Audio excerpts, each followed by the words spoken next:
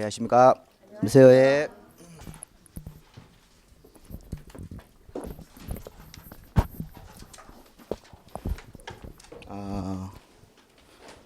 우리 그 지난번에 국토기획 및 이완화 법률 다 보셨죠? 예, 이제 새로운 법인 도시개발법으로 들어가서 이제 어떤 사업에 대한 절차, 도시개발 사업에 대한 절차 이런 거를 정리를 좀 하시겠습니다. 자, 도시개발법도 시험 문제에서 6개가 나오니까 요거하고 그 뒤에 도시 및 주거환경 정비법이라는 게 있는데 걔네들이 상호 이렇게 약간 비교가 하셔야 돼요. 왜냐면 사업 절차가 유사해서 그게 그 약간 유사점이 있습니다. 그래서 나중에 이제 그런 것들이 이제 설명을 듣고 나시면 조금 이제 눈에 보이실 수 있어야 돼요. 그게 이제 지금은 당장은 안 보이는데 한 두 코스 돌면 그래서 이제 11, 12 그다음에 1, 2 그다음에 이제 3월 달 좀 되면 조금 이제 공법을 쉽게 이렇게 또 이해하시는 분들도 있는데 그런 분들은 이제 양쪽 차이점을 이제 와서 막 질문도 하고 막 그렇게 하세요. 근데 이제 시험 문제에서는 너무 이렇게 어렵게 보실 필요는 없습니다. 이게 그 기본적인 건 항상 4문제, 6문제 중에 4문제는 기본적인 걸 나와요. 근데 그 기본적인 게 양이 조금 많아서 그것도 이제 못 맞춰가지고 점수가 이제 안 나오는 경우가 있는데 조금만 하시면 다 이제 이거는 어느 정도 우리가 다 확인할 수 있습니다. 그래서 이렇게 해서 우리 그 54페이지부터 한번 좀 볼까요? 도시개발법. 자, 이 도시개발법은 과거의 이름이 토지구획 정리사업법이에요. 근데 이제 얘기가 나오면 우리가 최근에 이제 은평뉴타운을 생각하시면 돼요. 자, 이게 이제 신시가지를 만드는 사업이다 이렇게 얘기합니다. 신시가지. 자, 우리가 처음에 도시개발법을 공부할 때는 이렇게 출발해요. 도시개발 사업을 규제하기 위해서 제정된 법률 그래요. 도시개발 사업을 규제하기 위해서 제정되었다 이렇게. 도시개발 사업은 어떤 절차가 있어요. 사업이니까. 그러면 제일 먼저 알아야 될 거는 도시개발 사업이 뭐냐 이렇게 물어봐야 돼요. 도시개발 사업이 뭐냐 이렇게 물어보면 구시가지를 정비하는 게 아니라 이건 새로운 시가지를 조성한다고 그래. 조성. 조성이란 말은 이제 최초로 개발하는 거죠. 논밭 임야를 생각하세요. 논밭 임야가 최초로 시가지로 이렇게 개발되는 겁니다. 그러면 우리 여기 강남은 지금 현재 구룡마을이 지금 현재 도시개발 사업하려고 대기 중이에요. 그래서 이제 그게 서울시하고 강남구하고 조금 의견 조율이 안 맞아서 근데 사실은 우리 예전에 이 도시개발 사업 하려다가 한번 이게 해제가 됐죠. 구역이. 이따가 이제 하실 건데 도시개발 사업을 하려면 제일 먼저 할 일이 도시개발 구역이라는 걸 정해요. 야, 도시개발 사업을 하려면 그 사업하려는 장소가 있습니다. 그 장소를 도시개발 구역으로 지정을 이걸 먼저 하셔야 돼요. 지정. 여러분들 교재는 지금 54페이지 맨 위에 그 그림을 보시면 돼요. 그림. 그러면 도시개발 사업은 도시개발 구역이라는 것을 지정하고 시작하는 거예요. 그 장소죠. 그래서 저희 구룡마을도 거기가 이제 우리 행정동이 개포동이지 않습니까? 그래서 개포동 몇 번지부터 몇 번지일 때가 이렇게 도시개발 구역 했는데 이게 이제 몇 년 전에 이게 이 구역이 해제가 됐어요. 그때 서울시하고 강남구하고 의견이 이게 안 맞는 게 있어가지고 서로 이렇게 행정당국 간에 이렇게 좀 의견 충돌 때문에 이제 사업 절차를 진행을 못해서 이 법에 따라서 이게 구역이 해제가 됐습니다. 그런데 다시 추진이에요. 다시 추진. 다시 이제 얼마 있으면 이 도시개발구역이랑 아마 내년쯤 아마 이게 지정이 될 거예요. 도시개발구역이. 그럼 이제 새롭게 은평뉴타운이 그 은평뉴타운처럼 이게 도시개발 사업을 이제 진행을 해서 구룡마을도 새로운 시가지가 되는 겁니다. 그래서 이제 우리 구룡마을은 지금 현재는 미개발지로 봐야 돼요. 기개발지예요. 거기는 이미 개발이 돼 있는 곳이에요? 아니죠. 미개발지죠. 거기는 그 강남구 개포동이지만 거기 그 낡은 주택들을 싹 다 철거하면 거기는 아무것도 없는 상태라고요. 길도 제대로 안 나 있고 뭐 기반서 같은 거 거의 없지 않습니까? 주택들도 그게 임시로 지은 주택으로 보셔야 돼요. 그거는 이렇게 우리 그 서울의 뭐 왕십리 같은데 우리 그 사실은 도시개발 사업하고 이게 비교하는 사업이 정비 사업이라는 게 있습니다. 근데 정비 사업은 말 그대로 정비니까 구시가지에 가서 노후한 건축물들을 노후한 그런 건축물들이 있으면 이걸 어떻게 하는 거예요? 재개발, 재건축 같은 거 하는 거죠. 그러면 재개발 재건축은 이미 기존 시가지인데 그쪽 시가지에 있는 건축물들이 노후화돼서 재개발 재건축 개념으로 가는 거고 이거는 지금 재건축 재개발이 아니라 새로운 시가지를 조성한다 이렇게. 그러니까 우리 법에서는 도시개발 사업이라는 걸 해가지고 시가지를 만들 수도 있고 이런 재개발 재건축 같은 정비 사업을 해서도 시가지가 되는 거예요. 새 아파트가 생기고 새로운 상가가 생기니까. 근데 사업의 방식이 틀리죠. 하나는 최초 개발이고 하나는 재개발 재건축이니까. 그래서 이제 우리가 이제 그런 것도 한번 생각해 보시는데 지금 제가 하는 얘기 아시겠어요? 월요일 날이나 기분 나쁘긴 하지만 기분 나쁘잖아 월요일 날. 기분 좋으세요? 예. 날씨가 오늘 또 추워져 그래가지고. 예. 그러면 우리가 이제 그 서울의 은평도 옛날에 저 이명박 서울시장 있을 때 그 이명박 지금 뭐 전 대통령이지만 그 서울시장이었을 때 은평뉴타운이라는 게 있었잖아요. 그 뉴타운이 뭐 3차 이렇게 막 진행하다가 그 뒤로 좀 사업이 어려졌는데 우리가 은평뉴타운 같은 데가 이게 도시개발 사업을 한 거예요. 제가 지금 하고 싶은 얘기는 뉴타운이라는 용어는 법률 용어가 아닙니다. 이건 행정 용어예요. 서울시가 이렇게 사업을 홍보하기 위해서 만든 사업이 뉴타운 사업이라는 용어인데 근데 은평 뉴타운은 도시개발 사업을 했고 우리가 1차 뉴타운 중에서 왕십 뉴타운이라는 데가 있어요. 또 하나가 기름 뉴타운이죠. 여기가 이 세 군데가 1차 시범 뉴타운입니다. 여기는 이제 그러니까 은평 뉴타운도 지금 왕십리 기름도 다 완공이 돼 있잖아요. 그러니까 새 아파트 지어주고 이제 사람들이 입주해서 살고 있지 않습니까? 그리고 내부선암로 타다 보면 이렇게 쭉 올라가면 그 기름동 근처에 아파트 막 새 거 막 생기 그게 이제 뉴타운 지역이라고요. 근데 이것도 뉴타운입니다. 서울시에서는 다 뉴타운이라고 발표를 했어요. 세 군데가 시범 뉴타운이라고. 근데 여기 은평 뉴타운은 어떤 사업을 한 거예요? 실제 도시개발 사업을 한 거예요. 그런 말은 안 해요 서울시가. 그런 거는 이제 전문적으로 들어가는 사업이니까. 근데 이게 왕십리는 최초로 시가지 만드는 사업으로 봐야 돼요. 이건 재개발 사업으로 봐야 돼요. 예, 왕십리는 다 아시잖아요. 거기 보면 딱 그 옛날 구시가지 아닙니까? 뭐 50년대 왕십리 그때 막 한참 시가지가 지금 이제 몇 년 지났어요. 벌써 몇십 년 지났으니까 얼마나 낡았겠어요. 그러니까 여기가 기름동하고 왕십리가 서울시 강북 중에서 최고로 낡은데요. 그러니까 여기를 잘못 뉴타운을 해준 거라고요. 근데 저쪽 저 우리 은평 뉴타운은 저 외곽 쪽이죠. 네, 서울시 저기 우리 고양시 넘어가는 외곽 쪽에 거기도 보니까 서울시 행정구역인데 거기는 농지라든가 임야 이런 게 있었어요. 그래서 거기도 뉴타운을 만든 거예요. 근데 뉴타운을 했는데 거기는 무슨 사업을 했습니까? 도시개발 사업을 해서 논밭 임야를 최초로 시가지 만드는 사업이고 거기다 시가지 만들면 이렇게 서울의 그 종로 쪽으로 출퇴근 가능하니까 그런 쪽으로 본 거죠. 그래 여기 이제 도심지 안에 이런 낡은 지역들도 뉴타운 사업을 한 건 이거는 뉴타운이지만 무슨 사업을 한 겁니까? 재개발. 이거는 뉴타운인데 도시개발 사업을 한 거예요. 그래서 우리 공인중개사 업을 이제 하실 때는 도시개발 사업하는 장소에 가서 중개할 수도 있고 그 시험 문제 6문제가 나온다고. 재건축 재개발 같은 정비 사업 같은 경우도 6문제 이렇게. 그럼 공부할 분량이 어디가 더 많을까요? 그냥 느낌이 도시개발이 더 많고 둘 다 많은데 근데 상대적으로 정비가 더 많습니다. 이 정비 쪽 훨씬 더 이 공부할 분량이 더 많다고 보셔야 돼요. 이 정비 사업에서는 특히 이제 우리가 이런 재건축 재개발 사업이 뉴스에서 많이 나오죠. 뉴스에서 이제 재건축 재개발 사업을 할 때 뭐 거기 원주민들이 뭐 어떻게 됐네 뭐 추가 부담금이 많이 나와서 막 뉴스에 막 나오고 그러지 않습니까? 그렇게 뉴스에 많이 나오면 그게 이제 법으로 여러 가지 복잡한 규제가 많이 생겨요. 우리 공법에서는. 그 뉴스에 잘 안 나오는 거. 이건 뉴스에 잘 안 나오잖아요. 도시개발 사업은. 그 구룡마을 같은 거 할 때는 조금 나오지. 서울에 무슨 뭐 재건축 재개발 이게 훨씬 더 뉴스에 많이 거리가 되면 이게 이제 훨씬 더 화제의 거리니까 여기가 조금 더 많아요. 분량이. 근데 이제 우리가 시험에 나오는 부분은 항상 이렇게 6문제 중에서 4문제만 맞추시면 돼요. 이게 도시개발이나 정비는 재산권을 다룬다고요. 그러니까 쉬운 게 아닙니다. 재산권 다루면 굉장히 어렵습니다. 이게 재건축 재개발도 전문으로 들어가면 변호사들도 되게 어려워요. 그리고 분쟁이 많이 생겨요. 감정평가라는 게 생기기 때문에.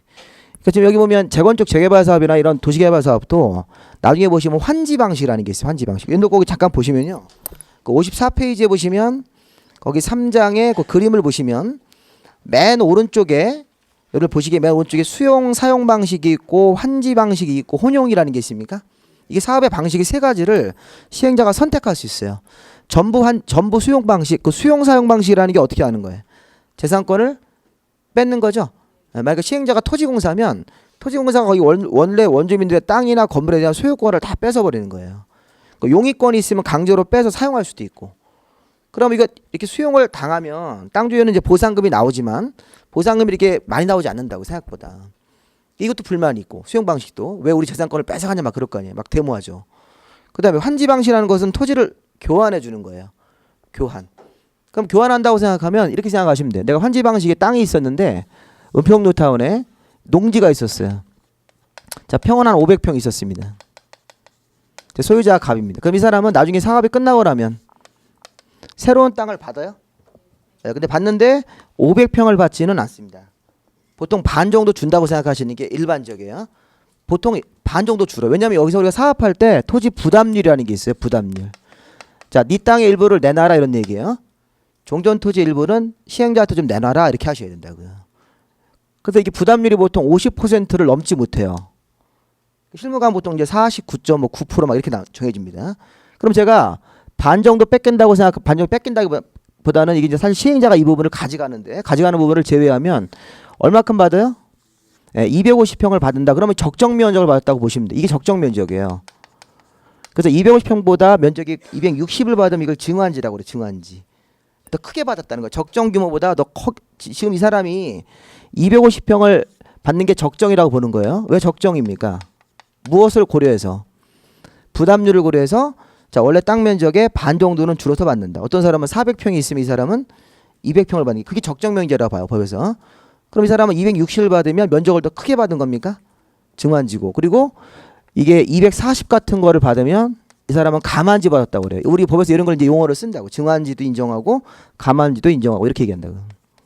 근데 문제는 보세요. 여기서 이런 문제가 생기는 겁니다. 좀 종전 토지 대신 환지를 받았습니까? 그럼 돈으로 정산해야 돼, 안 해야 돼요? 돈으로 정산해야 되죠. 종전 토지가 감정평가를 해보니 2억이 나왔어요. 2억. 새로운 토지를 250평으로 면적이 줄었는데 이건 지목이 어떻게 돼요? 이제 대지로 받는 거야. 새로운 시가지 땅을 받는 거니까. 그래서 뭐 상가를 짓든 이게 뭐 주거용지면 주택을 짓어서 원룸 같은 걸 줘가지고 세를 줄 수 있게 이렇게 어떤 경제적인 이용 가치를 높여주는 거라고요. 옛날엔 농사 짓고 있는 땅인데. 그리고 위치도 조금 바뀌어요. 위치도 바뀌고 토지 모양도 좀 바뀌었죠. 모양 바뀌었죠. 토지 모양도 이렇게 옛날에는 농지니까 일정하지 않았는데 이제 대지로 이렇게 주기 때문에 반듯하게 분할을 해서 이렇게. 근데 문제는 이걸 평가해보니까 3억이 될 수 있습니까? 네, 평가를 해보니까. 왜냐면 이거는 이제 대지로 250평이니까 훨씬 더 땅이 가치가 높아졌잖아요. 단위 면적 땅. 그럼 이 사람은 돈을 1억을 시행자한테 내야 돼요? 아니면 1억을 받아내야 돼요? 이 종전 땅이 2억인데 3억짜리 받았어요. 근데 면적은 줄었죠? 근데 돈은 지금 중요한 건 면적이 줄은 게 중요한 겁니까? 돈이 더 중요한 겁니까? 돈이 더 중요한 거죠. 사업할 때 돈이 제일 중요한 거잖아요. 돈이 가면 종전 재산 가치는 2억. 근데 이거는 250평을 받아도 이건 대지를 받았기 때문에 3억이 되는 거예요. 그럼 돈을 1억을 내셔야 되는 거예요? 안 내요? 1억? 내가 2억 있었는데 시행자가 사업해가지고 3억짜리 땅을 준 거 아니에요 지금. 평가를 해보니까. 그러면 내가 1억을 내야죠. 제가 땅 이거 받을 때 제가 갑인데 1억을 내야 되는 거야? 누가 시행자 내야죠. 이거 안 내면 부당이득이에요? 이거 안 내면 부당이에요. 이 사람은 사업을 하면서 부당한 이득을 본 거예요 지금. 법률적인 원인 없이 이득을 본 거예요. 그러니까 1억을 내야죠. 그러니까 이 사람이 이제 그러니까 나중에 이제 환지 방식하면 어떤 문제가 나오냐면 사람들이 막 불만을 제기해요. 야 땅이 줄었는데 내가 왜 돈을 주냐 이래요. 그 아주 비성적인 생각이에요. 땅은 줄었지만 돈을 평가해 보면 3억이 나온 거죠. 그렇죠? 네, 그러니까 당연히 1억을 내셔야 되는 거예요. 그 내시고 이제 기다리시면 돼요. 기다리시면 이제 이게 시가지가 자리를 잡으면서 이 땅값이 상승을 하잖아요. 나중에 이제 이게 1년 지나니까 4억이 됐어요. 또 몇 년 지나면 한 5억, 6억 올라갈 수 있죠. 예를 우리 분당 같은 경우 땅값이 3배 올랐어요. 3배. 그 계산해 평균적으로 한 3배 올랐다. 옛날에 처음에 받았을 때보다 가치가 3배가 올랐다고 하더라고요. 그러니까 여기는 그렇게는 안 되더라도 최소한 2배 이상은 되겠죠. 그러니까 제가 하고 싶은 얘기의 핵심은 결론은 우리 그 주민들이 수용 방식을 더 선호하겠습니까? 환지 방식을 더 선호하겠습니까? 네, 환지 방식을 더 선호한다. 그래서 은평뉴타운도 처음에는 100% 수용 방식으로 하려고 했었어요. 그래서 데모한 주민들이 있었어요. 우리 여기 이 지역을 수용당할 수 없다. 이렇게 우리 땅을. 수용당하면 이제 그 사람들은 돈 받고 나가야 되는 거니까 자기 그 정든 그 마을을 떠난다는 그런 막 주장을 하는 거예요. 그러면서 환지를 달라고 그런 거예요. 우리 환지 달라. 네. 그 환지를 받으신 분들이 있어요. 그래서 은평뉴타운이 처음에 100% 이렇게 수용 방식으로 하려다가 사업 방식을 그 데모한 사람들 때문에 바꿨어요. 그래서 90%만 수용을 하고 데모한 사람도 10% 환지를 줬어요. 그래서 은평뉴타운은 혼용 방식으로 사업이 마무리가 된 겁니다. 혼용으로. 그래서 환지 받은 분들은 이제 조금 이제 지금도 땅값이 좀 올랐겠지만 더 올라가시면 더 이제 그 은평뉴타운에 대한 가치가 높아지면서 거기가 훨씬 더 많은 부를 이제 나중에 이제 물 이제 팔아야 되겠죠. 이렇게 오른 땅값을 이제 팔았을 때 그 이익을 취할 수 있겠지만 이게 그런 식의 결론이 나오기 때문에 일반적으로 환지 방식을 더 선호해요. 예, 그래서 나중에 이제 그런 것도 배우실 거예요. 우리가 지금 공부하실 때는 수용 방식은 시행자가 좋아하는 방식이에요. 싸게 뺏어서 할 수 있으니까. 예, 그다음에 토지 수요자가 좋아하는 방식은 무슨 방식입니까? 환지 이렇게 놓치고 환지라는 개념이 무슨 말인지 아셨어요? 종전 토지 대신 그러니까 종전 토지에 대신해서 새로운 위치에다가 보통 이제 종전 위치를 그대로 유지하는 경우도 있지만 보통은 바뀌어요. 위치도 약간 변동이 되고 크게 벗어나진 않지만 종전과 유사한 위치에다가 토지 모양 같은 것도 이렇게 구획 정리해서 반듯하게 토지 지목도 바뀌었죠. 그렇죠? 면적은 기본적으로 주는 게 원칙으로 보시면 돼요. 적정 규모 이렇게 맞춰서 가밭 환지해주고 나중에 청산금이라는 걸 내셔야 되는 거예요. 이렇게. 그러니까 항상 청산금은 종전 토지와 나중 토지의 가격 차이가 생깁니까? 예, 그러면 거기에 대해서 이제 뭐 경우에 따라서는 이게 4억인데 3억짜리 토지를 받는 사람도 있어요. 면적을 좀 많이 줄여가지고. 그럴 수 있겠죠. 어떤 사람이 나는 250평 안 받고 가만지 같은 것들을 해서 나는 200평 받겠다 뭐 이런 식으로 하는 경우도 있다고요. 그러면 이게 더 금액이 더 작은 경우도 있어요. 그러니까 그건 이제 사업의 개별 토지를 다 계산해 보는데 어쨌든 기본적으로는 종전 토지에서 환지를 받으면 적정 면적을 받았더라도 돈을 좀 내셔야 된다고요. 보통은 다 그래요. 왜냐하면 농지하고 대지하고는 벌써 가격 차이가 틀리잖아요. 1제곱미터당 가격이 차이가 크기 때문에 그 갭이 2배 이상은 된다고요. 항상 올라가면. 환지라는 개념만 일단 아시면 돼요. 환지. 이게 환지라는 겁니다. 나중에 이제 그래서 이제 이게 감정 평가할 때 이게 막 2억 평가했으면 이거 평가한 감정 평가자한테 주민들이 찾아가지고 막 항의할 수도 있어요. 그러니까 이게 왜 2억밖에 안 되냐? 그리고 이건 왜 3억이나 주냐? 이렇게 평가할 수도 있잖아요. 돈을 좀 내야 되는 사람 입장에서는. 그러니까 이거를 2억 2천으로 평가하고 이렇게 이걸 2억 8천으로 평가해 주면 훨씬 더 돈을 덜 내죠. 그러니까 이 감정평가사한테 가서 왜 그렇게 금액을 싸게 평가했느냐 근거가 뭐냐 막 항의하고 잘못하면 머리끄댕이 끄들고 막 이런다고요. 감정평가사가. 그러니까 감정평가사가 사실 이런 일은 별로 안 좋아하신다고요. 그러니까 이런 거 해봐야 별로 돈도 못 받고 욕은 욕대로 뭐 그러니까 이런 거보다는 이제 은행 같은 데 가서 이제 감정평가 이렇게 하셔가지고 수수료 먹고 그러는데 요즘에 은행도 이제 비용을 줄여야 되니까 은행에서 이제 감정평가사를 채용해 버립니다. 예. 그래서 이제 감정평가사 하시는 분들 영업하기 되게 어렵다고 이렇게 하시더라고요. 감정평가사는 이제 국가에서 하는 공시지가 평가가 이제 상반기 하고 하반기에는 이제 본인이 영업을 하셔야 돼요. 그래서 그 사무실 운영을 그렇게 하시는데 뭐 요즘에는 뭐 다 그렇습니다. 변호사분들도 힘들다고 하시고 다 힘들다고 하시더라고요. 그러니까 이제 요즘에는 뭐든지 항상 이게 경쟁이 되게 치열합니다. 그러니까 블루오션 같은 거 다 레드오션입니다. 경쟁이 치열해가지고 가서 죽어라고 살아남아야 되는 거예요. 그래서 자격증을 이제 따시고 나서도 이제 됐다 이렇게 생각하시면 안 되고 또 고민을 해보셔야 돼요. 어떻게 내가 이제 이 험한 부동산 업계에 내가 잘 자리를 잡을 건지를. 그건 따고 나서 걱정하시면 되고 지금 공부나 열심히 하시는 게 그게 맞죠. 예. 근데 하다 보면 이렇게 너무 이렇게 그 의외로 이렇게 틈이 생겨요. 어떤 좋은 자리가 또 나가지고 잘 자리 잡아서 부동산을 잘 이렇게 또 하시는 분도 계시고 성격이 좀 이렇게 좀 내성적인 분들은 좀 미리미리 바꾸세요. 외향적으로. 예. 성격 내성적이면 부동산 못 합니다. 하시더라도 이렇게 크게 이렇게 수입이 안 생겨요. 성격이 좀 밝고 모임 같은 데 좀 적극적으로 참석하시고 이러는 게 좋죠. 예, 부동산이 사람을 만나는데 사람 만나는 거 싫어하면 부동산을 못 하죠. 가보면 사장님이 막 인상 쓰고 있어요. 그럼 누가 가서 거기서 똥해가 두꺼비처럼 이렇게 있으면 누가 그러겠습니까? 그래서 오시면 항상 이렇게 밝게 웃는 표정도 지으시고 사람이 밝게 살아야죠. 뭐 해보자고 하면 적극적으로 호기심도 갖고 이렇게. 그 주변에서 야 부동산 보고 뭐 하라냐 막 이런 인간들 있지 않습니까? 평생 발전이 없는 인간들이 그런 인간들은. 그러니까 부동산 공부한다 그러면 자기도 하고 싶은데라는 그런 속 마음 숨기고 너 그거 뭐 하냐 이런다고 이렇게 항상 뭐 한다 그러면 부정적으로 이렇게.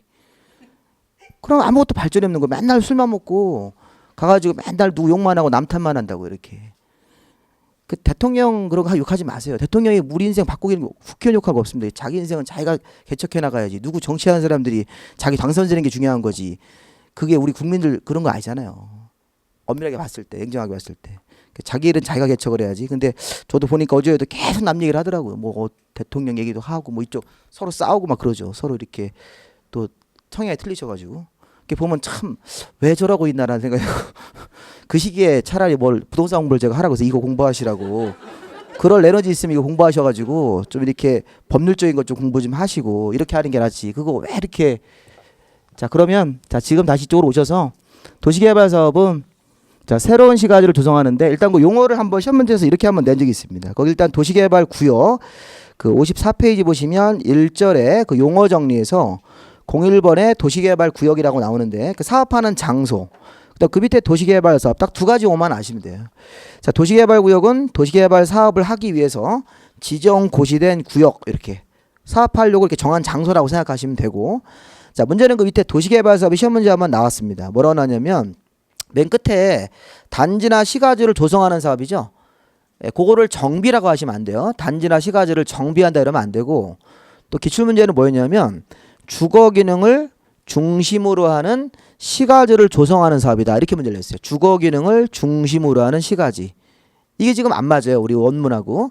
주거, 상업, 산업, 유통, 정보통신, 생태, 문화, 보건, 복지죠.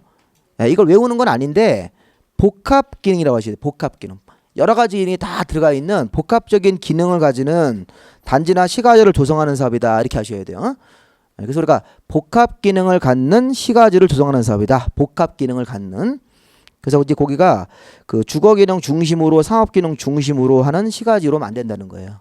그래서 그 표현을 시험 문제에서 한번 나왔던 표현이니까 알아두셔야 됩니다. 자, 이제 그 다음에 할 일은 뭐냐면 이제 도시개발 사업이 뭐라는 것도 봤고 도시개발 사업한 장소는 도시개발 구역이라고 이제 배웠는데 자, 문제는 거기서 그 위에 키포인트의 그 절차를 이제 외우셔야 돼요. 자, 이 절차는 뭐 간단합니다. 그 앞 글자를 따서 이렇게 도, 개, 시 이렇게 여기 시까지고 시행자까지를 우리가 편의상 그냥 제가 1단계라고 할까요? 1단계 준비 단계. 도시개발 구역을 정하고 개발기획이라는 계획을 관청이 만들어주고 시행자를 정해주고 이렇게. 그 다음에 이제 여기까지가 1단계고 2단계가 설계도를 만드는 실시계획 단계라는 게 있어요. 실시계획 단계. 자, 실시계획을 만듭니다. 이렇게 얘기해요. 실시계획. 실시계획은 가끔 뉴스에도 나오는데 실시설계라고 그래요. 실시설계. 여기 보세요. 사업 시행자가 정해지면 시행자가 정해지면 시행자가 사업에 공사에 들어가기 전에 설계도를 그려야 됩니까? 설계도? 자, 요 실시계획 안에 설계도가 들어가는 거예요. 자, 일단 이거 무조건 메모를 좀 하세요. 설계도와 공사 자금 계획 이런 게 들어가야 돼요. 자, 설계도와 자금 계획은 자, 미리 좀 알아두세요. 실시계획이라는 계획 안에 들어간다. 그럼 우리가 이거네요. 사업 시행자가 이제 어떻게 공사할 건지 설계도를 그려라는 거예요. 설계도. 그래서 뉴스 보면 실시설계가 나오면 바로 공사에 들어갑니다. 이런 말을 많이 해요. 이게 우리 공법에서 가장 기본적인 용어예요. 실시설계가 나왔다. 그러면 그 설계도가 나왔다는 거죠. 그럼 그 실시계획을 이 설계도를 그려서 관청이 이 실시계획을 가져오래요. 가져오면 관청이 이거 읽어보고 인가라는 도장을 찍어주셔야 돼요. 이렇게. 인가를 내줘야지만 인가는 처분을 해줘야지만 이게 발표가 나오고 이제 공사의 착수 이렇게 들어가는 거예요. 착수. 자, 착수는 전면적 100% 수용 사용 방식으로 뺏어서 할 수 있습니까? 항상 우리 수용은 소유권을 뺏는 겁니다. 토지든 건물이든 소유권을 강제로 이렇게 수용을 해서 물론 이제 보상금을 주고 그러니까 우리가 도시개발 사업도 공익 사업으로 보셔야 돼요. 도시개발 사업 공익 사업이니까 사업 시행자한테 그 우리 일반인들의 권리를 뺏을 수 있어요? 네, 공익 사업을 위해서 좀 미안하지만 희생을 당해라. 그래서 권리를 뺏을 수 있다는 겁니다. 공익 사업이 아니면 수용을 못 해요. 항상 공익 사업이라는 걸 인정받아야 돼요. 우리 법에서 인정을 해줍니다. 공익 사업이라고. 그러면 우리가 100% 수용 방식 이렇게 전면적 전부 수용 방식 이런 것도 있고 아니면 전부를 무슨 방식으로 할 수 있습니까? 환지 방식이라는 걸 할 수도 있어요. 전부 환지 방식으로. 그러니까 이제 이따 배워줄 거예요. 어떤 경우는 환지 방식을 택하고 어떤 경우는 수용 방식을 택하고 예를 들어서 이 환지 방식을 택하는 이유는 지가가 이미 비쌀 때 우리 지가가 비싸면 수용 방식으로 할 수 있어요? 네, 수용 방식이 하기가 어렵죠. 왜냐하면 보상금을 많이 줘야 되니까. 이미 지가가 올라가 있으면 이미 공시지가도 높이 올라가 있으면 수용 방식이 어렵다 이런 말을 해요. 네. 그럴 때 이제 환지 방식을 택하는 거예요. 근데 지가가 이렇게 좀 저렴하고 상대적으로 이렇게 보상금을 줄 만한 그런 어느 정도 여유가 있고 또 주민들이 사실 좀 그런 것도 있어요. 주민들이 좀 데모를 많이 하고 그러면 수용 방식 할 때 여러 가지 그 많이 문제가 생기지 않습니까? 네, 그리고 사실 이제 그런 게 뭐 좋은 방법은 아니지만 항상 이렇게 물리적으로 어떤 그런 거를 딱 하잖아요. 이렇게 뭐 주민들이 막 수용할 때 이렇게 뭐 오면 자기 뭐 주민들이 막 몸을 쇠사슬 묶어가지고 막 기름 옆에다 놓고 막 이래요. 그러면 그거는 이게 아무리 공적인 업무를 수행하더라도 그런 사고가 날까봐 못하죠. 용산 같은 경우 대표적으로 그런 케이스잖아요. 용산 같은 경우도 거기 그 상가 세입자들이 올라가서 권리금 문제 때문에 못 내놓으신 거라고요. 사고가 누구 잘못인지 모르겠지만 사고가 터진 거 아닙니까? 그런 사고가 나면 또 사회적으로 이슈가 되고 또 정부 입장에서도 부담스러우니까 그렇게 못 한다고요. 가만히 보면 우리가 요즘에 이제 우리 그 뭐 여러 가지 의사를 표시할 때 약간 이렇게 우리 경찰분들 약간 밀리지 않습니까? TV 찍을 때는 밀리죠, 이렇게. 밀렸다가 끝나고 나면 다시 또 밀고 들어가고 이런 게 있다고 이렇게 하잖아요, 그죠? TV 찍을 때는 야 일단 밀려 이렇게 해가지고 맞고 막 이렇게 하는데 이제 그게 그 나름대로 이제 언론 프레이죠 그런 게 다. 근데 그런 게 다 있을 텐데 어쨌든 이런 전부나 환지 방식이나 수용 방식 이런 걸 보면서 개념을 이거는 뺏는 방식이고 이거는 교환해 주는 방식인데 지가가 일단 높으면 환지 방식을 선택하는 경우가 많습니다. 그 지가가 좀 적정하게 있으면 보상해줄 만한 가치가 있으면 그냥 그 정도 수준이 되면 수용 방식. 그다음에 이제 섞어서 하는 경우는 혼용이죠. 반반 섞든 아까처럼 뭐 9대1 수용이 9 환지가 이렇게 섞든 간에 섞으면 혼용 방식이 되는 겁니다. 그래서 구룡마을도 서울시 주장은 혼용 방식이라고 했었어요. 서울시는 거기다 한 20% 환지를 주자 이랬었는데 강남구에서 그 강남구청장님이 안 된다. 무조건 100% 수용 방식으로 가자 이런 얘기예요. 근데 지금은 이제 강남구 의견을 좀 받아주는 입장입니다. 지금 이렇게 뉴스에 보도된 거로는 그렇다고 하더라고요. 그래서 왜냐하면 그 구룡마을은 그 땅의 48%를 한 사람이 갖고 있다잖아요. 그 문제 때문에 강남구가 수용 방식을 고집을 하는 겁니다. 이게. 그러니까 이번에 이제 계속 땅을 모은 거예요. 구룡마을에 그러니까 22만 제곱미터인데 그 중에 48%를 한 사람이 갖고 있다고 하더라고요. 모모 사장님인데 혹시 여기 그분 앉아 계신 거 아니에요 또? 앉아 계시면 저 강의 그만두고 그분 따라다니려고 그게 더 나을 것 같은데. 그러니까 이 보면 그게 어쩔 수 없는 그런 왜냐하면 그게 환지를 주시면 환지를 20% 주면 그분한테 땅이 많이 가잖아요. 특정인한테. 그래서 그분은 이제 그런 그분이 어떻게 보면 내심 그런 의사가 있겠죠. 이거 환지를 내가 받아서 나중에 이제 몇 년 묵혔다가 팔면 훨씬 더 이게 내가 이게 투자한 돈보다 많이 회수하겠다. 이게 강남구 그걸 좀 막아보자는 입장이고 또 서울시는 왜 환지를 좀 주장하시는 거냐면 거기 이제 일반들도 있지 않습니까? 그분들이 다시 재정착할 수 있게 환지를 주자는 거예요. 근데 그분이 걸려버리는 거예요. 한 사람이 갖고 있으니까 그분 때는 환지를 주면 그분도 환지가 들어가야 될 거 아니에요. 그분을 빼고 줄 수는 없으니까. 그래서 그런 거를 막 고민하면서 했는데 좀 강남구가 이게 수용 방식으로 가자고 주장을 많이 했고 이쪽으로 좀 서울시가 의견을 받아줬다는 그런 뉴스는 나왔는데 그 뒤로는 뉴스가 잘 안 나오시더라고요. 저도 이제 확인을 수시로 해보는데 그러면 일단 처음에 한번 다시 한번 보세요. 이 순서가 도, 개, 시, 그 다음에 실, 수, 환 이렇게 일단 외우시면 돼요. 요거는 뭐 혼용은 중요한 건 아니니까 자 처음에 우리 도시개발 사업할 때는 이쪽으로 오셔서 자 뭐부터 해야 됩니까? 장소 그렇죠? 도시개발 구역부터 지정을 해야 됩니다. 장소부터 정해야 된다. 그래서 뭐 개포동 몇 번지부터 몇 번지 토지일 때 이렇게 딱 정한다고 구역이라는 게. 근데 문제는 여기서 구역을 지정하고 이제 고시라는 게 발표하는 거예요. 그래서 중요하신 분 여기 지정하시는 분이 우리가 지정권자라고 하셔야 돼요. 지정권자. 구역의 지정권자. 이 말을 할 줄 아신다고요. 그러니까 지정권자는 누구시냐면 자 시도지사입니다. 자 이분이나 대도시라는 분이 원칙이. 일단 시도지사만 보시면 돼요. 시도지사. 자 원칙이고 자 예외적으로 국토교통부 장관님도 도시개발구역을 정할 수 있다. 이렇게 나갑니다. 일단 거기다가 메모를 좀 하세요. 거기 54페이지 맨 위 그 그림에다가 그 도시개발구역 지정고시 할 때 여기 지정하시는 자 지정하시는 요 분이 관청이죠. 지정권자. 지정권자는 시도지사. 근데 시도지사가 우리 제가 항상 뭐라고 했습니까? 지난날부터. 자 우리 행정안청의 서열이 국토교통부 장관님 우리 국가행정총이고 자 이 밑에 특별시장 광역시장, 세종자치시장, 제주자치도지사, 그다음에 그냥도에는 그냥도지사 이런 분들이 계시죠. 그래서 이분들이 여기 광역지방자치단체장 이분들이 우리가 줄여서 우리가 시도지사라고 부릅니다. 이렇게 부르시고 그다음에 요 밑에 누가 있어요? 시장, 군수, 구청장이 있는 거죠. 그러면 지금 도시개발구역은 여기 좀 시도지사가 정하시는 거죠. 이분들이. 그래서 서울시에서는 서울시장님이 도시개발구역을 정하고 뭐 인천광역시면 인천광역시장님이 하시고 그 세종시면 세종시장님이 하시는 거고 제주도 안에서는 제주도시장님이 하는 거고 자 우리가 그냥 경기도 충청 남도 이런 데서는 누가 하셔야 돼요? 도지사가 해야 되는데 근데 여기 지금 대도시는 왜 붙는 겁니까? 대도시. 네, 원래 도지사님이 하는데 인구 50만 이상의 시가 도 밑에 있을 때는 거기서는 그 대도시장님이 도지사 권한을 대신 행사한다고 생각하시면 돼요. 수원시 생각하면 돼요. 수원시. 자, 수원시는 경기도 수원시입니까? 네, 그러니까 경기도 성남시 이런데 경기도 고양시는 아직까지는 기초시지만 인구가 50만 이상이 되면 그분이 그 수원시 안의 도시개발구역은 경기도 업무를 수원시장님이 직접 해버리는 거예요. 그 수원시장님이 이제 대우를 받는 거죠. 인구 50만 이상이 되면 대도시라는 분이 돼서 그럼 경기도 이천시는요. 경기도 우리 쌀밥으로 유명한 이천시는 인구가 20만. 그럼 누가 하셔야 돼요? 그때는 도지사님이 하셔야 돼요. 경기도지사님이 그 권한을 행사하고 지정권을. 자 그런데 여기 국토부 장관님도 이따 나올 건데 이제 국가가 사업할 필요도 있습니까? 네, 국가가 도시개발 사업을 한다 이런 거 하나 딱 기억하시면서 국가가 사업을 하면 장소를 안 따지고 그냥 국토부 장관님이 직접 구역을 정할 수도 있다. 그렇게 할 수 있습니까? 그러니까 부산시에서 도시개발구역을 정하는데 그게 국가가 사업을 한대요. 그럼 그거는 부산시지만 국토부 장관님이 직접 구역을 정할 수도 있다는 거죠. 국가행정관청이니까. 그런 게 나올 거라고. 자, 이제 그 다음에 할 일이 뭐냐면 구역을 정했으면 그 다음에 개발계획이라는 계획을 일단 만드셔야 돼요.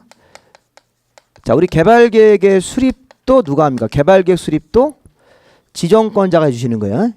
여기 제가 별 표시를 친 분이 이분이 지정권자 그대로 내려오셔야 된다고요. 그러면 개발계획의 정체는 어떤 계획입니까? 개발계획은. 자, 요거 실시계획이랑 비교하시면서.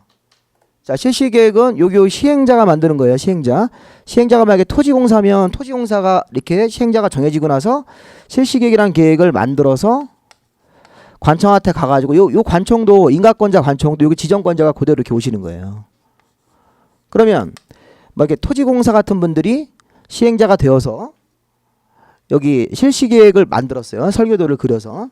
그거 가지고 다시 우리가 지정권자 이런 분들한테 가가지고 네, 설계도 잘 그렸으니까 이게 인가를 받는 거라고요. 그러면 여기 개발계획이라는 거에 잘 맞으면 인가를 내준다고요. 그러니까 개발계획이 뭐냐면 이겁니다. 정체가 사업에 대해서 도시개발 사업을 내가 시키는 대로 해라 이렇게 방향을 지시하는 계획입니다. 도시개발 사업을 내가 시키는 대로 해라 이렇게 지시하는 계획이에요. 도시개발 사업은 내가 지시하는 대로 해라 이렇게 지시하는 계획이라고요. 그러면 도시개발 사업을 내가 이렇게 지시를 하면요. 그 도시개발 사업에 따라서 도시개발 사업이 이루어져야 되는 거죠. 이게 지금 우리가 이제 구별할 건 뭐냐면 요 개발계획이라는 계획은 지정권자가 만드는 계획으로서 뭘 한다? 지시를 한다. 그리고 여기 실시계획이라는 계획은 시행자가 작성합니까? 이거를 혼동하시면 돼요. 시행자하고 지정권자하고 혼동하시면 안 돼요. 제가 아까 예를 들어서 시행자는 토지공사로 했습니까? 토지공사? 네, 토지주택공사 아니면 뭐 서울시 SH공사 이런 사람들이라고요. 요 구룡마을이 SH공사가 시행자예요. 그러니까 이게 우리가 보통 시행자들은 무슨 공사 이렇게 공기업이고 지정권자는 여기 특광도지사나 국토부 장관이잖아요. 다른 개념이라고. 그래서 여기 보면 개발계획 수립은 지정권자가 수립을 해주는 거예요. 그래서 여기 보면 지정권자가 장소를 정하고 사업에 대해서 방향을 지시하고 그 다음에 여기 개발계획이 수립되면 이것도 이제 발표한 다음에 개발계획과 수립과 동시에 거의 시행자가 나온다고 보시면 돼요. 시행자가 나오면 시행자가 무슨 계획을 만들어 주셔야 돼요? 실시계획으로 이 설계도를 그려서 여기다 첨부해서 인가받고 발표가 나오면 공사 이렇게 되는 거라고요. 그 순서가 도, 개, 시죠. 시. 구역 정하고 도시개발 구역 정하고 개발계획으로 지시하고 시행자를 결정하고 그럼 시행자가 실시계획을 그려오고 요거에 따라서 요거 인가가 나와서 관청한테 확인받은 다음에 발표한 다음에 공사 착수. 사업 방식은 세 가지를 시행자가 선택할 수 있다. 자, 이렇게 사업을 진행을 하는 겁니다. 그럼 이렇게 이제 큰 틀을 잡았으면 거기다 이제 하나씩 세부적인 살을 붙이셔야 돼요. 그럼 도시개발 구역으로 들어가서 시험 문제가 다음 중 도시개발 구역에 관한 설명으로 틀린 것은 이거예요. 그다음에 개발계획에 관한 설명으로 틀린 거 이렇게 다 거의 이렇게 물어본다고요. 시행자 이렇게 조금 어렵게 내면 개발계획하고 도시개발구역을 이렇게 지문으로 5개 더 섞을 수도 있어요. 옛날 어렵게 내면 그렇게 낸 적도 있었습니다. 그런 문제는 좀 난이도가 상해요, 상. 그래서 그런 걸 이제 보시면서 또 그리고 조금 더 개정된 부분도 있는데 자 그러면 이 순서를 이렇게 한번 봤으면 다시 우리 페이지를 어디로 오시냐면 57페이지로 한번 와보실래요? 57페이지? 57페이지에서 3절에 시행자라는 파트가 있죠? 그거를 잠깐 좀 먼저 보셔야 돼요. 시행자는 12명 시행자 후보가 있다 이 결론이에요. 우리 법에 12명 시행자가 쭉 나열되어 있고 그 중에서 지정권자가 사업할 사람을 정해라. 자 일단 57페이지 하단부에 그 양가 1번 원칙 지정권자가 다음에 해당하는 자 중에서 지정을 한다 시행자를. 다음에 해당하는 자가 몇 명? 12명인데 1번부터 4번까지를 묶어가지고선 공공이라고 써요. 공공. 자 공익을 위해서 활동하는 시행자 이게 공공시행자가 있습니다. 나머지는 민간. 이게 구별할 줄 아셔야 돼요. 자 우선 그 시행자 중에서 1번 시행자가 국가입니까? 지방자치단체죠. 자 1, 2, 3, 4번까지는 무슨 시행자예요? 공공시행자 이렇게. 공공시행자는 공익을 위해서 활동한다 이런 거. 나머지는 민간이죠. 그래서 이런 걸 왜 구별해야 되냐면 민간 시행자는 사업할 때 무슨 동의를 받아라 이런 말이 많이 나와요. 공공은 동의 안 받고 그러니까 이게 민간하고 공공을 구별을 해놓으셔야 된다고요. 민간은 사업을 할 때 동의서를 갖고 와라. 주민 동의서를. 근데 공공이 사업할 때는 동의서 필요 없다. 이렇게 돼버린다고요. 그러면 일단 여기서 국가가 뭔가요? 국가. 국가는 그냥 국토교통부 장관 같은 장관 생각하시면 돼요. 국토교통부 장관 같은 장관. 그 다음에 지방자치단체는 아까 우리 배웠던 특광도지사님이나 아니면 누구예요? 시장군수청. 이런 분들이 다 지방자치단체가 시행자가 될 수 있습니다. 자, 두 번째는 그 정부, 공공기관이라는 게 있고 정부 출연기관이라고 돼 있는데 우리 그 공공기관을 이렇게 보면 토지주택공사, 수자원공사, 농어촌공사, 한국철도공사, 관광공사, 매입공공기관 이렇게 써 있지 않습니까? 자, 외우는 거 아니고 그냥 대표적으로 토지주택공사와 같은 국가공기업이고 이 토지주택공사와 농어촌공사 같은 국가공기업이고 밑에 보시면 정부 출연기관은 딱 두 가지가 있어요. 철도시설공단하고 제주도 거기 국제자유도시 개발센터라는 게 있죠.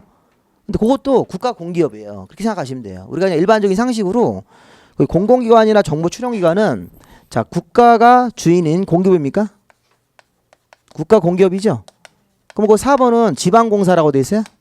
그러니까 지방공사는 서울시 SH공사, 서울시가 주인인 회사, 공기업 이렇게 공기업들. 우리 공기업들이 국가공기업이 있고 요거 지방공기업인데 요건 구별을 좀 해놓으셔야 돼요. 여기 정부 출연기관도 국가공기업으로 보시면 돼요. 넓은 의미에. 우리 공공기관도 있고 정부 출연기관은 국가가 운영하는 공기업이고 요거는 지방공기업. 이렇게 되죠. 요즘에는 공기업들도 막 임금 피크제 이런 거 하고 막 그러지 않습니까? 요즘 옛날에는 뭐 공기업들이 뭐 무슨 좋은 직장이라고 막 그랬는데 지금은 그런 거 같지도 않고 일도 굉장히 강도 세고 요즘에는 이제 뭘 하도 이렇게 좀 만만한 건 없습니다. 다 힘들게 일을 하고 그러는 거야. 나만 힘들다 이런 생각하시면 안 돼요. 나만 힐링이 필요해. 힐링이라는 게 뭐 다른 거 있습니까? 돈 많이 벌면 힐링이지. 저 같은 속물한테는 돈 많이 벌면 힐링이고 정신적으로 위로를 받는 거 좋지만 근본적으로는 처방이 안 되잖아요. 왜냐하면 자기가 이제 어떤 경제적인 그런 걸 자꾸 이렇게 쌓아가면 거기서 이제 다른 경험도 해보다 보면 이게 세상을 알고. 근데 이제 이게 돈이라는 게 가장 기본이지 않습니까? 옛날에 그 돈에 대한 철학이 여러 가지 있을 텐데 그 돈 많은 저지라고 하지 마시고 굉장히 커요. 그런 부분들이 굉장히 크지 않습니까? 그래서 우리가 여기 돈을 위해서 사실 모인 거잖아요. 솔직하게 까놓고 얘기해서.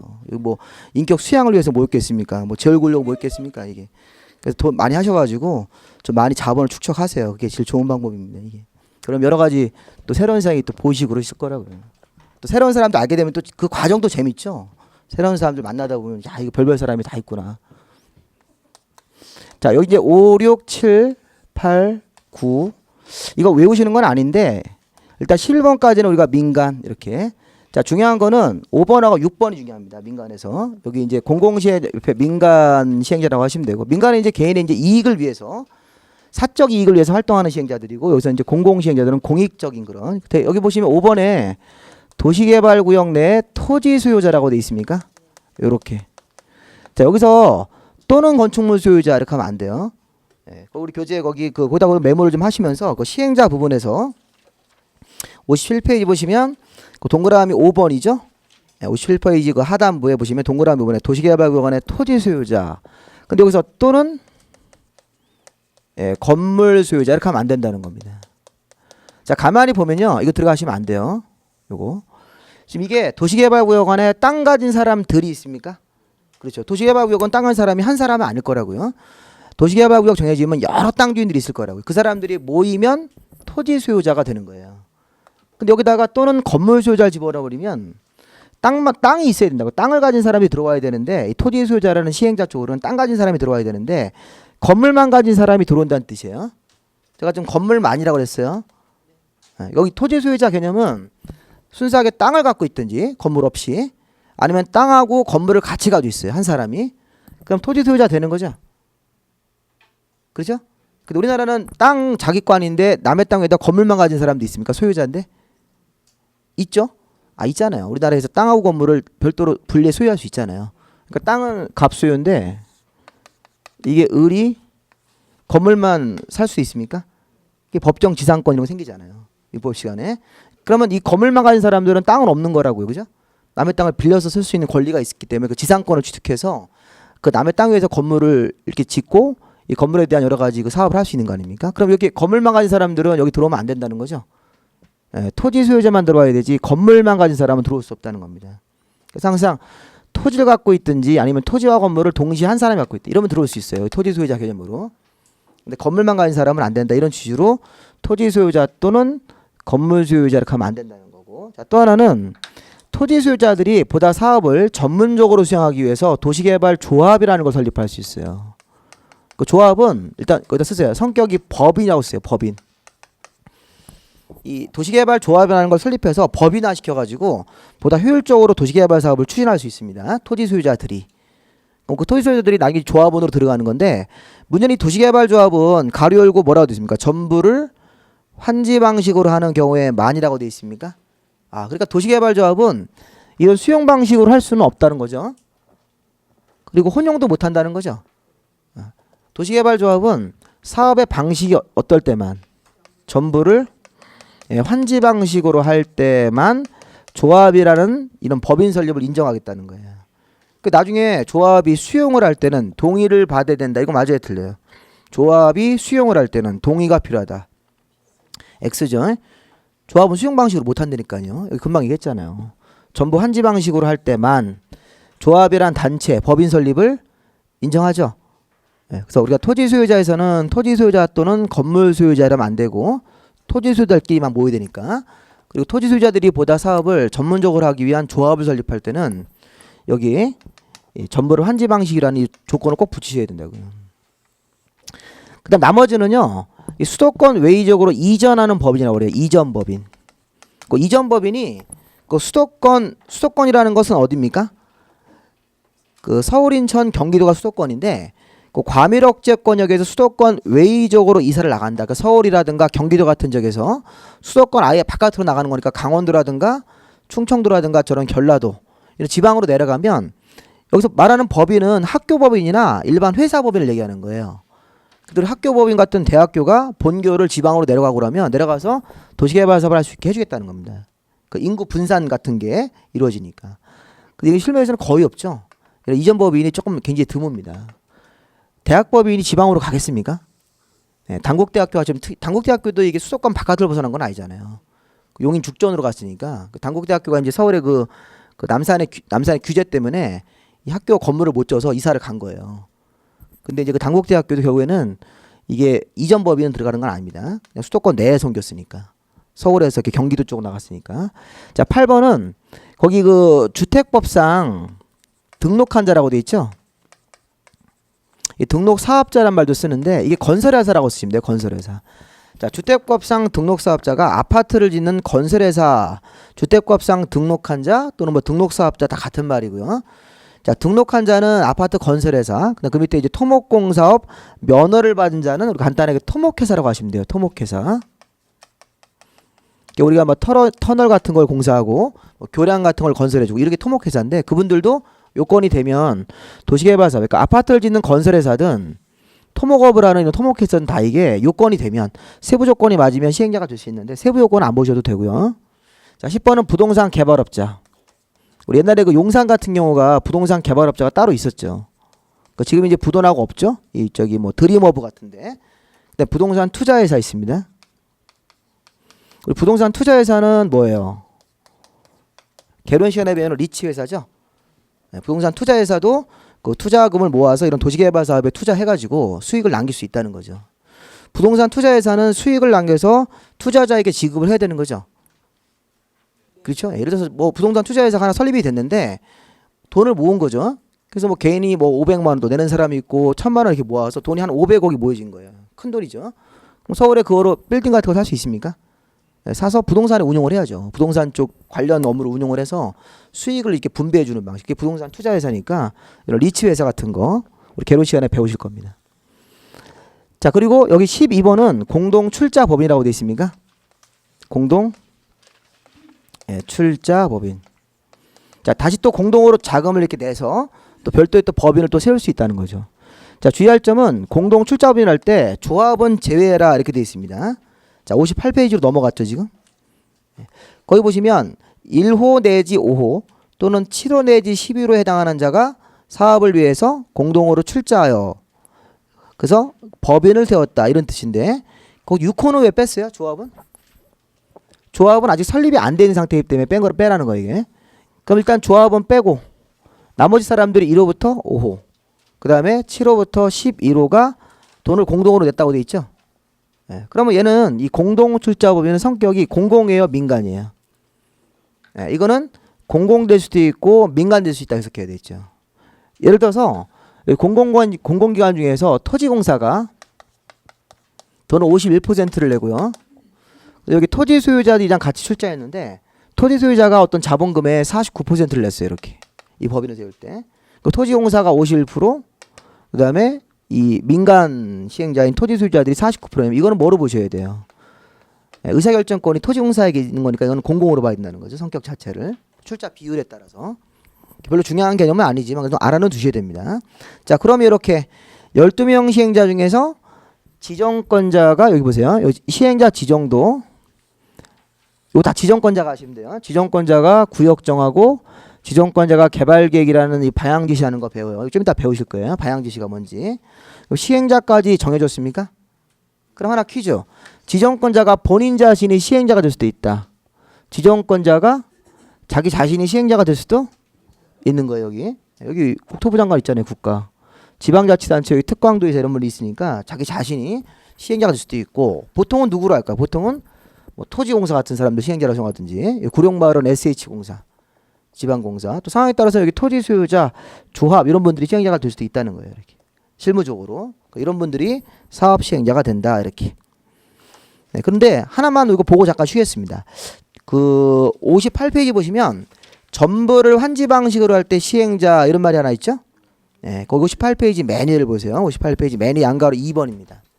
거기 보면 원래는 12명 시행자 중에서 사업 시행할 사람을 정하는 거야. 12명 중에서. 근데 거기 보면 구역의 전부를 환지 방식으로 하는데 여기 100% 환지 방식으로 하면 다른 사람 말고 전부를 환지 방식으로 할 때는 토지 소유자 또는 조합을 시행자로 정한다. 5번 시행자인 토지 소유자나 6번 시행자인 조합을 우선 시행자로 정해라 이렇게 해석하는 거예요. 우선 시행자로. 왜 다른 사람을 하지 말고 전부를 환지 방식으로 하면 토지 소유자한테 먼저 주라는 거예요. 기회를. 왜냐면 전부 환지 방식이니까. 전부 환지 방식이면 전체 개발된 땅을 나중에 토지 소유자들이 이렇게 분할을 해서 다 받아갑니까? 예, 전부 환지 방식이라는 얘기는 아까 500평 갖고 있는데 250평 환지 받고 또 400평 가지고 있는 사람은 또 200평 또 환지를 받을 거 아니에요. 전체 땅 주인들이. 예. 그러면 어차피 니네들이 받아갈 땅이니까 니네들이 사업하라는 거예요. 이렇게 전체 환지 방식이니까. 그래서 니네들이란 말이고 토지 소유자라는 얘기죠. 예, 시행자 관청 입장에서는 전체가 환지 방식이면 전체 개발된 땅을 원 땅 주인들이나 조합원들이 받아가실 거니까 니네들이 스스로 사업을 하시오 이렇게 맡기는 거예요. 물론 전부 환지 방식으로 할 때 토지 소유자 조합이 할 의사가 없다 이렇게 판단 들면 다른 사람은 또 교체할 수 있어요. 예, 그때는 여기 지방자치단체 뭐 여기 토지공사 같은 사람을 다시 교체할 수 있는데 우리 그런 건 나중에 배우셔도 돼요. 지금 보세요. 상황이 전부를 환지 방식으로 하면 누구를 시행자로 합니까? 우선적으로? 여기 12명 중에서 토지 소유자나 조합을 우선적으로 해라. 그 이유는 전체 환지 방식이면 이 땅 주인들이나 조합원들이 토지를 다 이렇게 받아가잖아요. 이렇게 받아가니까.